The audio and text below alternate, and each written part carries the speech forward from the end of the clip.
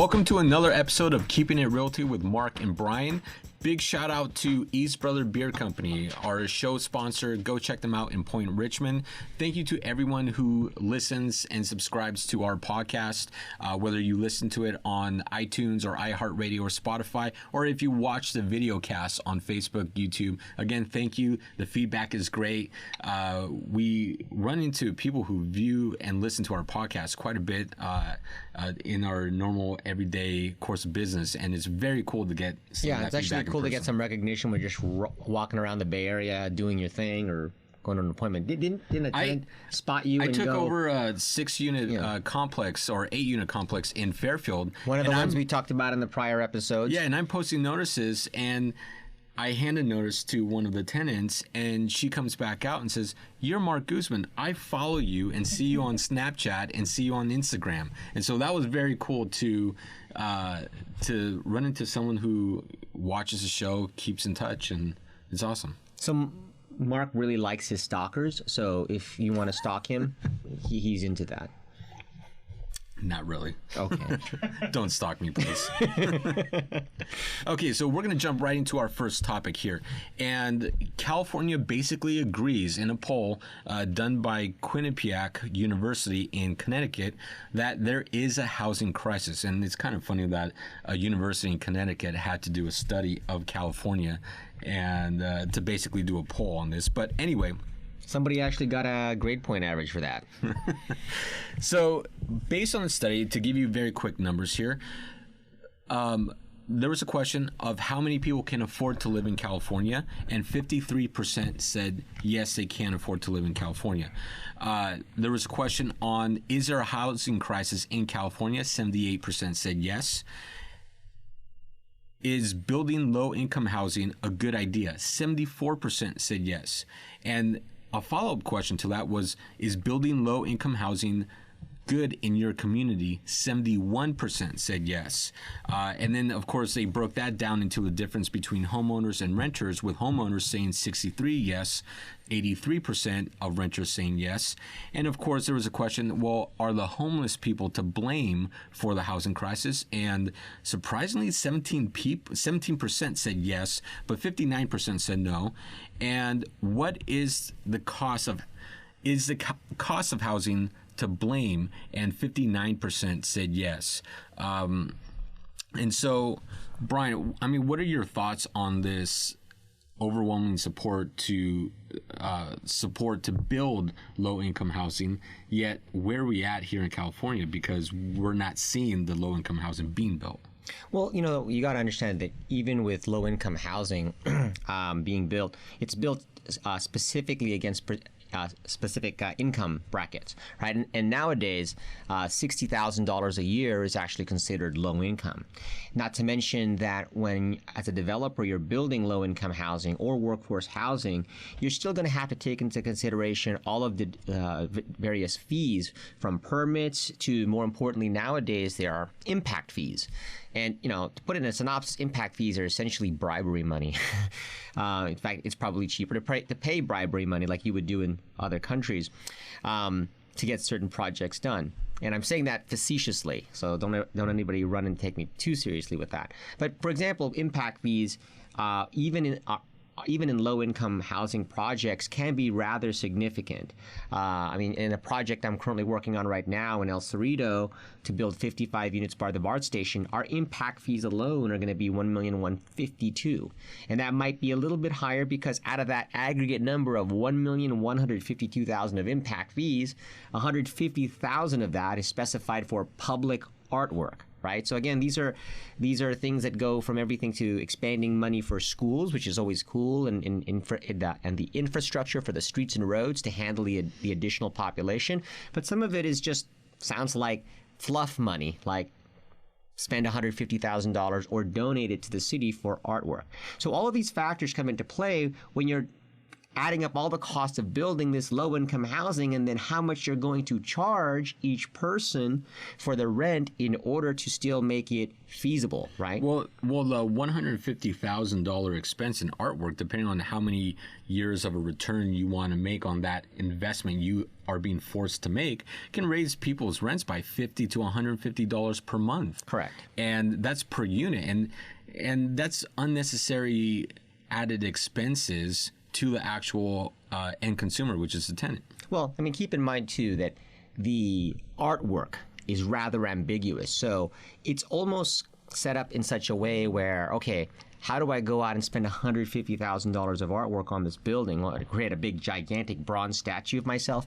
That would just be stupid, obviously, right? You know what we should hang up is all the BCRE paint night photos. That would be, yeah, that'd be great. We just had paint night a few nights ago. And then price it at $150,000. No, but seriously, what you end up doing is, because, I mean, where are you going to spend $150,000 in artwork, in public artwork on a 55-unit building? It ends up, you're going to be giving it to the city as donation for them to allocate towards $150,000 worth of artwork, supposedly. So, a lot of it is fluff money that the cities will charge because they do believe that the developers are making so much money. In fact, as I'm listening to some of these at the panel, one of the panelists in the city of El Cerrito even said, hey, that $150,000 you're getting off cheap, it should be closer to $250,000 or $300,000 because you're going to make so much money on this project. Right? So it's just like, hold on, you don't know any of my calculations or numbers. But all of these are factors that play into making rent more expensive. Yeah. Okay, next topic is Prop 13. Prop 13 is being put back on the butcher block, and basically what is being looked at, which has been discussed for the last couple of years, is commercial real estate. And what they're proposing is putting on the 2020 ballot a measure that would modify Prop 13 protections for commercial properties. Essentially, Prop 13 is, in very quick terms, rent control for your property taxes. So it limits the countywide property tax to 1%, and with a 2% yearly increase as it's assessed by the tax assessor for each county.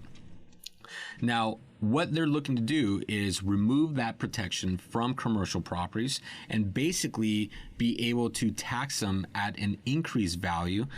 They're discussing They're discussing this could potentially bring in an extra $6 to $10 billion in revenue, which 40% would be earmarked for schools. There's a lot of debate on this because obviously one of the big concerns is, well, commercial buildings cover office space, it covers retail, and retail sector right now is hurting very badly. Retail sector is suffering because you have a lot of people going online to shop on Amazon. Even Walmart, Target are really pushing their online stores. And so as people are going online to buy products, buy what they need, they're not really going into the brick and mortar shops to buy those same products. Because of that, you have a lot of retail centers that are losing business, that are seeing businesses close down because they can't survive in this day and age. And now you're going to add additional property taxes to a building owner. And how is that going to be calculated? Is that going to be calculated based on the current tenants and the revenue? Or are they going to calculate it based on as if it was 100% fully occupied and generating? So there's a lot of questions here too. Well, and again, just to put things in context, this is something that very, very specifically affects me, right? I mean, and again, let's put things in context with Proposition 13. A lot of it you hear with respect to single-family homeowners, right? You bought a property 10 years ago, your property taxes don't go up substantially. And in fact, property taxes only usually go up substantially when the next person buys it, right? So example, you buy something for $100,000, your property taxes are based on $100,000 with a moderate 2% rental increase annually on that, versus somebody who bought it from you for $500,000. Now they're going to be paying property taxes based on $500,000 because it's reassessed. At that point, there's actually a realized gain of $400,000. Now, in the context of office building owners, even with no sale occurring, so there's no realized gain that actually occurred, they're just talking about increasing the property taxes regardless every 3 years for the simple fact that they believe the property went up. And the fact is that the property probably did go up in value, right? I mean, they're going to say, oh, you're going to owe more taxes on it. We're going to reassess you as though you sold it or you just bought it because your property's worth more. And the fact is it probably did go up in value because as rents are slowly creeping up, even with retail, because you got that consumer price per index that's usually attached to the price per square foot, again, and values will go up. It doesn't mean that you actually got that money in hand. You didn't actually sell the property, liquidate cash to which a taxable event could occur and to which somebody had done their calculations on the higher purchase price. It's an unrealized gain, and I'm wholeheartedly opposed to the idea. I don't know how far I'll get in opposing it because, again, you gotta keep in mind that in order to oppose laws like this, especially like with single-family protections for Prop 13, there's a lot of single-family homeowners. Now, not so many commercial business owners. And another thing to keep in mind with commercial office space is that many buildings, especially the large buildings, are set up with CAM charges. Now, what these CAM charges are is where the building owner takes all their total expenses and they divide up those expenses amongst the tenants that are currently there, and the tenants pay based on a percentage of their square footage plus common area that services their square footage. So what happens is this property tax, if it increases, there's many building owners that already bill that back to the actual tenants, the businesses inside of their office suites. And that's if they bill it back. Sometimes they don't bill it back. They're just a gross rent or gross lease. Yeah, and so if these property owners are billing the property taxes that are now increased back to all the tenants, well, guess what? They're going to have higher fees to pay, and some businesses may not survive. All in all, we think it's a bad idea. Our next topic, social media. How to do social media for real estate agents. So in the past, I've taught quite a bit of classes and I've done quite a bit of videos on how to do social media for real estate agents. One of the things, how hands-on should real estate agents be with their social media? That's a common question. For the longest time, I handled all my social media. And of course, if I had the time to do it, which lately I haven't really had much time because we've been doing a lot here at the company. But agents should be fully hands-on with their social media. And before you hire someone, learn how to do social media yourself so that way you understand how it should operate and how it should work. Brian, what would you think an agent should do? I mean, to put things in context, the main reason an agent's going to even be involved in social media, I mean, we're talking specifically Facebook, Instagram, LinkedIn, is for advertising purposes, to make the public aware that they're out there and to call them potentially for their services, right? And again, taking it back all the way 29 years ago, I would normally spend thousands of dollars a month in print ads back in the day for advertisements in magazines selling real estate. Later, I graduated that up to online advertising through like Realtor.com, LoopNet, CoStar, or Trulia, where consumers are looking and searching for homes, and that electronic application to see or view a home comes back to us, and we're able to call them.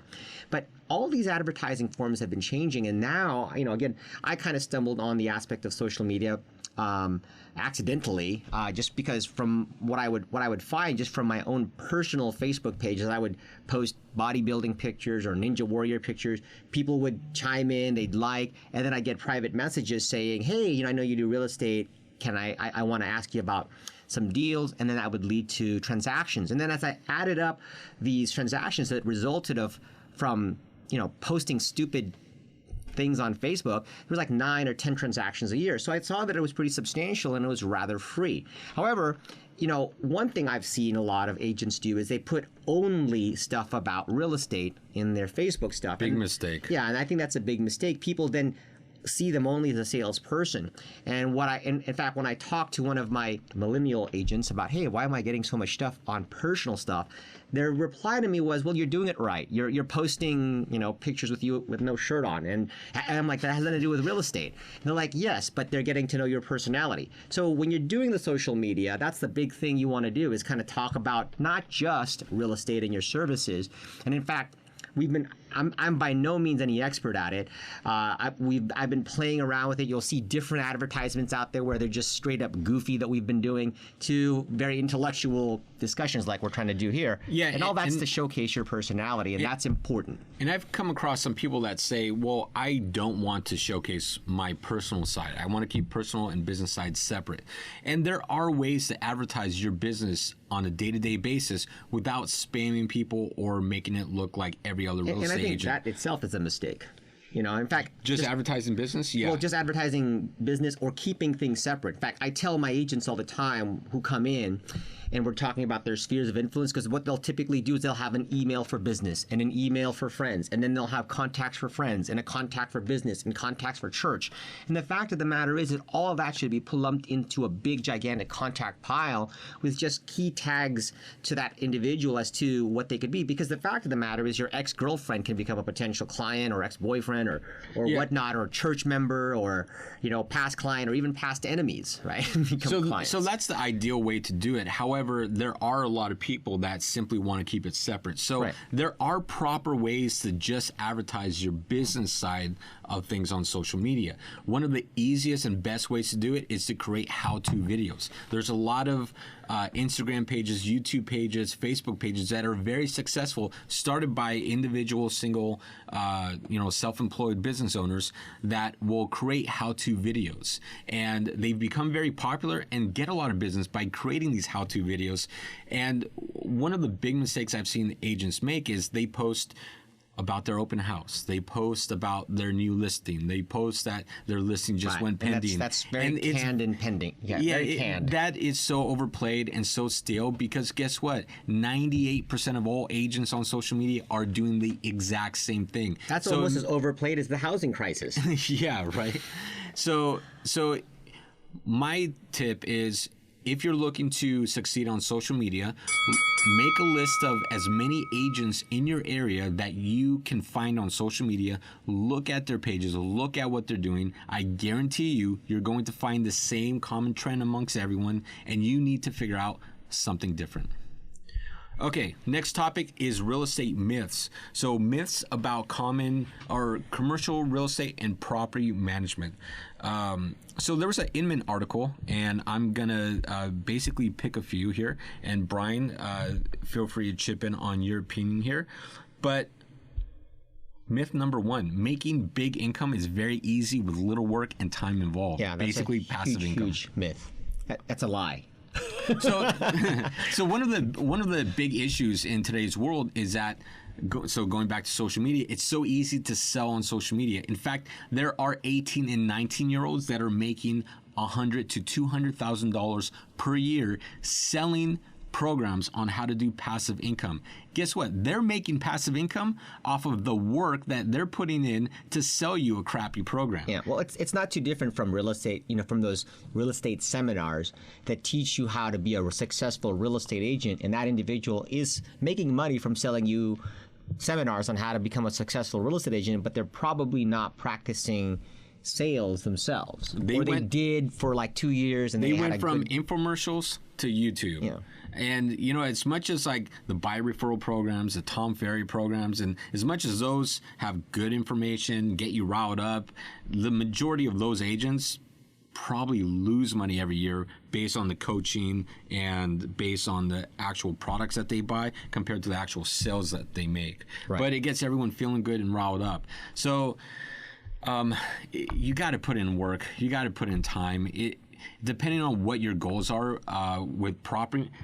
Here's a good example. If you're going to buy rental properties and manage it yourself, guess what? There's a lot to do in property management. That's a full-time job in itself. You're not going to be able to automate it and just let it sit off to the side. If you want to automate it, what you need to do is hire a property manager. That's the first step. But even if you hire a property manager, that manager is going to be coming back to you for decision after decision after decision, and you're going to be managing it and still putting in some work into it. If you really want to be 100% passive, that's where you hire a asset manager to then manage the property management. Just to kind of interject there, anytime you're getting involved in anything entrepreneurial, you're gonna have a lot of work. So one of the first things you should always do is kind of do something you love. right? Because honestly, if it's something you enjoy doing, then the hours that it takes going into it really go by rather quickly, as opposed to something you just trying to do because you think you're going to make a ton of money at it because you're following some myth. And which is like a big common mistake, that you're going to just make all this money having a real estate license with little to no work, because that's just because real estate agents just make money for doing nothing, right? Like that's just a big myth. Here's another myth. The hours you put in will be less than a regular job. Yeah. I literally work anywhere from 14 to 16 hours a day, 6 to 7 days a week consistently. I mean, like I came in on a Sunday and I saw you working, because I was coming in on a Sunday, and I've been doing this 29 years, right? So, and I'm not gonna lie. There's sometimes I see people that work 9 to 5, and I'm not gonna lie. Sometimes I'm like, man, that'd be a nice schedule to have. Right. I can do real estate part-time. You, as a broker overseeing agents, you obviously have agents that try to do it part-time. Yeah. How does that compare to agents that do it full-time? Well, again, I don't even really take on agents anymore that want to do it part-time. I have some people who've been with me for years who've been part-time, and again, like we've talked about this, and we talked about this in other episodes, where some offices have agents who really just sell one transaction a year, and you barely ever see them. And you can't do real estate these days part-time. And that's if you're going to work a 9 to 5 job and then you're going to come in the evenings. And the way that social media, the way that the internet, the way that cell phones have connected everybody these days, people want instantaneous gratification. They want instantaneous response. And nowadays, with the internet providing so much access to properties and consumers being able to access them, your job as an agent is to really be the expert, from the legal to the finance, and be able to guide them through the process, and that's your value add, and you can't do that part-time. So that's a huge myth. In fact, every time I've seen people just put part-time hours into it, they're very dissatisfied, and I'm very dissatisfied. Yeah, I mean, one thing, and it seems like I've been having so many conversations with people in the last couple months of people wanting to get their real estate license to help people buy and sell properties. Well, keep in mind, a lot of times people do that because they'll look at somebody who is successful and go, I want to be just like you. Correct. And the conversation I have with them is, really make sure this is something you want to do and try. Maybe get a part-time assistant job with a real estate agent that's successful. Get to know the business a little bit more, because many people don't realize that the average real estate agent makes $39,000 in gross commission income per year, minus expenses. Take home is in the $20,000, like $28,000 after taxes. Right. So it's not as much money as people think. I mean, that's the average. 65% of all agents have made one or less transaction in 2019. One or less. Yeah. The majority is zero. Now, keep in mind, the amount of money you can make is rather unlimited, but Correct. You're going to pay for that in time and experience. And the only way you get experience is time. And it's not really unlimited, too, because you have a finite number of transactions that happen. Right. And the more and more agents that come into the business, the less and less everyone shares. Clarification. If all you're doing is only selling houses, then yes, there is a certain number. But even then, I've seen agents out there who close 300 transactions a year in teams, and so they're clocking in really large dollar amounts, right? So it is possible. It's just you have to diversify or really spend a lot of time. Now I'm just going to throw this in before we get to our feature topic. But if someone is really interested in getting the real estate license, feel free to reach out to any of us. I mean, we'd be more than happy to talk to you about property management or sales side of the business and guide you as to maybe you want to find out if this is really something you want to do. Okay, our feature topic today is fighting the recession by manipulating the market. There's a lot of discussion about market manipulation because of our current president right now, who has been, Sam, how many tweets are we at total with about the Fed with the Trump? 65. So 65 tweets since he became president. 12 in the last week. 12 in the last week about the Fed, about rate cuts, and there's a discussion at what point is he really trying to influence the Fed in order to reduce the market rates? And this kind of sparked some questions. And What keep in mind- is market manipulation, and what really happens? What we're speaking about specifically in the general context of market manipulation is Trump's tweets really affecting the feds in the decisions that they make? So that's kind of what we're talking about here. My short answer is no. His tweets are not really affecting the Fed and their decision. However, it does affect some of the trading volume that happens, because the majority of trading, something like 98% of all trading out there, is done in microseconds by all these trading firms. So their algorithms pick up all the news, pick up all the data, and will calculate what trades need to happen. And these trades are done in microseconds. In fact, there's new technology that is being reviewed by the SEC that, if allowed, they'll be able to make transactions in like 0.0015 seconds, which is crazy, crazy fast. Instantaneous. Robo trading. It is, yeah. Now, going to market manipulation, that may sound as if it's really bad, because we're in we all tend to believe we're in a free market, capitalistic free market. But there is a lot of market manipulation that already happens. In fact, that's what the Fed does. That's their entire job. If you just let a capitalistic market, just go out on its own, there will be recessions, there will be booms, there will be a lot of things that happen. However, that's where the Fed comes into play, because the Fed will actually manipulate the short-term rate For example, they'll drop rates to stimulate the economy. Or they'll increase it to slow it down, which is exactly what they began to do back in 2018. And when in 2018 in December, when they hit 2.5% rate, it caused a big surge, because as great of an economy we've had, there are a lot of indicators that show that the economy is not as good as people think it is. And it's slowing down. Well, lately, one of the issues happening is the China-U.S. trade war. This has been affecting a lot of people outside of China and U.S. I mean, you have China and U.S.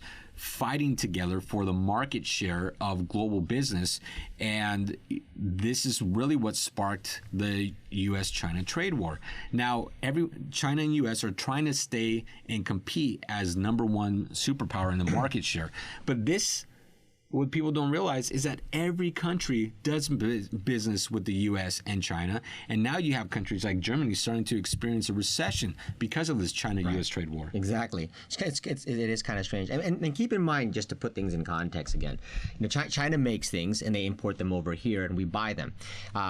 We have an unfair balance where we have more goods coming in, and so what Trump's trying to do is simply make the cost of those goods more expensive, so people buy less, and people are going to tend to buy more American-made products, right?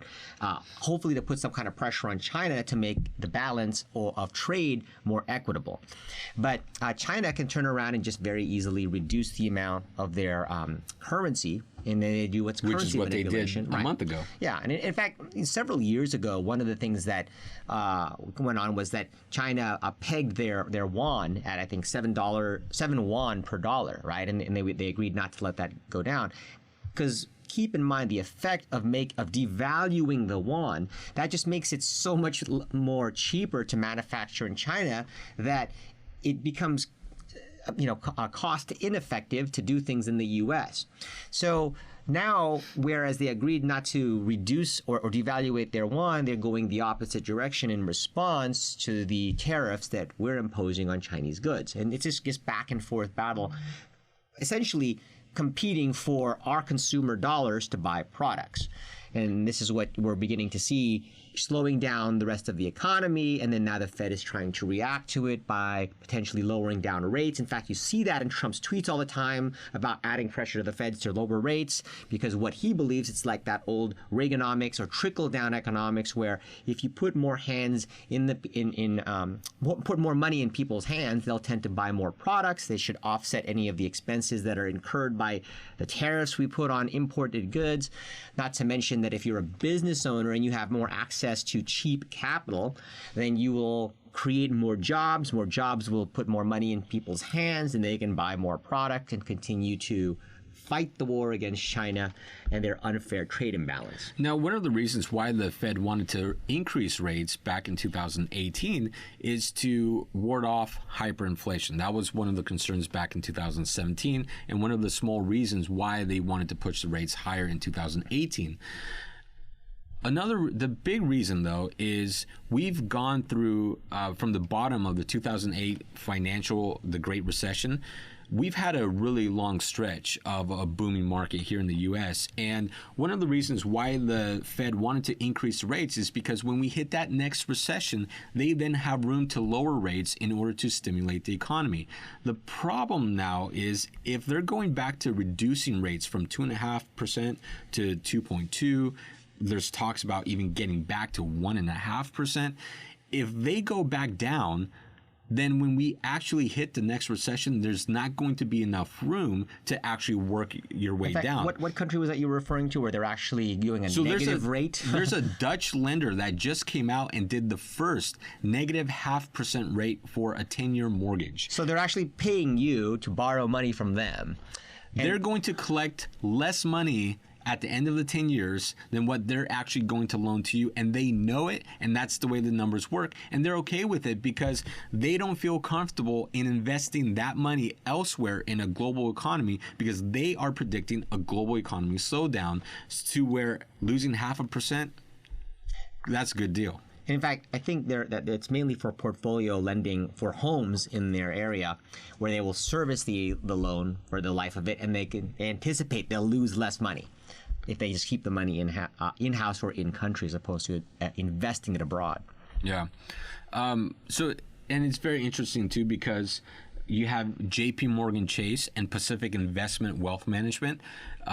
These are two big companies that handle a lot of business globally. They came out, and one of their concerns is that if there's a global slowdown in the market, that this could put downward pressure on the U.S. This, between the China-U.S. trade war plus a global slowdown in the economy, could potentially throw that short-term rate down to zero, and we may even see negative rates here in the U.S. That'll be interesting. I mean, it'll probably spawn a big refinance boom again, but if that happens. Yeah, if that happens. But again, you're not going to be able to refinance if your companies had to lay you off. Right. If you don't have a job at that time, then it'll be hard to refinance. But if you do have a job and the rates do drop down to 2% or negative, then it would be a great time to refinance. Yeah. So as morbid as that sounds. So one of the questions we get is, why are we focusing so much on global trends? Why are we focusing so much on a national economy? And how does that pertain to real estate and properties? We're a global economy now. And so what happens in the U.S. or what happens in the rest of the world does affect our local real estate markets. I mean, even with China, even though they're as prosperous as they are, there's still people who move money out of China and buy in the U.S., even though that's slowed down tremendously from what it did in the past. You are still seeing a lot of Chinese investors who are doing very well in China and can continue to do very well, just diversify their funds and invest in U.S. real estate still. Well, there's also a big group of Chinese investors that simply invest in real estate here in the U.S. because they're simply moving money back and forth, assets back and forth between China, and they're really trading the currency, not so much real estate. Right. Well, those are currency traders, and that's a very small, finite demographic of people who could actually do that. But it's a big chunk of commercial Chinese investors. Sure. It's currency trading. Yeah, exactly. So that's one aspect of it. But then how does it affect your own rental properties? Well, if a global economy puts pressure on companies to lay off people, to close up shop, well, that could potentially affect your own tenants that would be employed by those companies. And if your tenants are having layoffs, you're going to end up with evictions. You're going to end up with much more vacancies, and that's where it has a big effect. And that's where we track all these different trends, because we're able to then try to mitigate a lot of this risk early on, as opposed to reactionary tactics where something already happened and now we're trying to fix a problem, whereas we can fix it ahead of time. Try to lock people in at lower rents, or maybe we don't increase rents. That would then encourage people to leave. We keep rents the same but lock them in longer. There's a lot of different tactics that one strategy we have this year may change next year based on market conditions. Yeah, it's just being able to understand what's happening downwind and adjust accordingly to it months before in anticipation of something going wrong. Yep. So if anyone has any questions, wants to reach out to Brian or myself regarding commercial sales, home sales, or property management, feel free to contact us. Thank you for listening to the podcast. Make sure, if you haven't already, subscribe to iTunes, iHeartRadio, or Spotify, and make sure to subscribe on Facebook, YouTube to watch the actual video cast. Yeah, and again, thanks for tuning in, and please like and subscribe. And thank you to East Brother Beer for being the show's sponsor, and we'll catch you on the next episode.